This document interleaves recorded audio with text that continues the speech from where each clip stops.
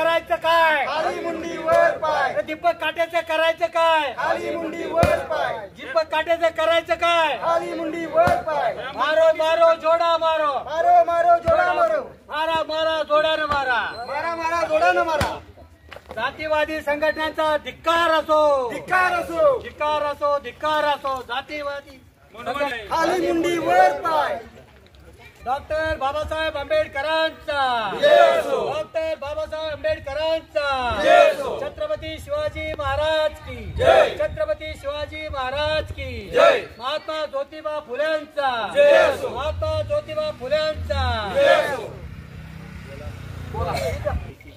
Doctor Babasaheb Ambedkar, Chhatrapati Shivaji Maharaj, Chhatrapati Shahu Maharaj, Annabhau Sathe यांच्या पवित्र स्मृतींना प्रथमतः अभिवादन करतो. आज या ठिकाणी Sambhaji brigade, Republican party of India Athawale गट, रिपब्लिकन सेना आनंदराजी आंबेडकर गट आणि इतर समविचारी संघटना यांच्या वतीनं या कार्यालयासमोर संभाजी ब्रिगेडचे अध्यक्ष प्रवीण गायकवाड यांच्यावर शाई फेक करून हल्ला केल्याच्या निषेधार्थ त्यांचा निषेध म्हणून धरणे किंवा निवेदन देण्यात आले. खरं तर या महाराष्ट्रामध्ये फुले शाहू आंबेडकर विचाराची विचारधारा चालू असताना, लोकशाही अगदी प्रबळ असताना प्रवीणदादा गायकवाड हे शाहू फुले आंबेडकर यांच्या विचारानं प्रेरित होऊन काम करणारे कार्यकर्ते आहेत.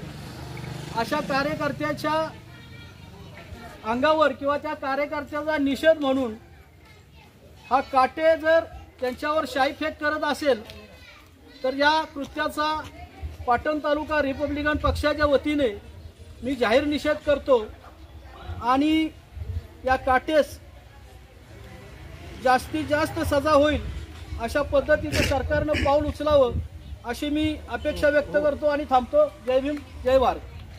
त्यांना प्रथमतः अभिवादन करून आज आपल्या पूर्ण सर्वपक्षीय पाटण तालुका यांच्या वतीनं आज जो आपल्या जे महापुरुषांची जी विचारधारा आहे आणि महापुरुषांनी जी शिकवण दिलेली आहे आणि महापुरुषांची जी विचारधारा पूर्ण तळागाळात पोहोचवण्याचं जे काम आपले संभाजी ब्रिगेडचे प्रदेशाध्यक्ष आपले प्रवीणजी गायकवाड साहेब आहेत, ते रातोरात दिवस रात्र कष्ट घेतात. या माध्यमातून आपल्या विचारधारा तळागाळापर्यंत पोहोचवण्याचं काम करतात. या एक प्रमुख संभाजी ब्रिगेडचे प्रदेशाध्यक्ष आहेत, त्यांच्यावर काही चुकीच्या प्रवाहात असणाऱ्या लोकांना हल्ला करून त्यांना पूर्णरित्या त्यांचं जे महापुरुषांचं जी विचारधारा आहे ते दाबण्याचा प्रयत्न केलेला आहे आणि जी काही जी अशी चुकीचं काम करणारी जी माणसं आहेत त्यांच्यावर एक पूर्ण शासकीय कठोर कारवाई व्हावी आणि अशी जी माणसं आहेत त्यांचं भविष्यामध्ये कुठलंही जे महापुरुषांची विचारधारा मानणारी लोक आहेत किंवा जे चांगले विचार तळागाळात पोच करणारी माणसं आहेत, उदाहरणार्थ बाबासाहेब आंबेडकर असतील, छत्रपती शिवाजी महाराज असतील किंवा सर्व महापुरुष आहेत, त्यांची प्रवीण गायकवाड साहेबांनी पूर्ण महाराष्ट्रामध्ये किंवा जिल्ह्यामध्ये किंवा प्रत्येक ठिकाणी चांगल्या पद्धतीने हे केलेलं आहे. आज त्यांचं मला वाटतं काम 30 ते 40 वर्ष चांगलं काम चाललेलं आहे. सदर महापुरुषाचा विचारधारा जो मानणारा माणूस आहे त्याचा विचार हे काहीजण समाजकंटक पूर्ण दाबण्याचा प्रयत्न करतात.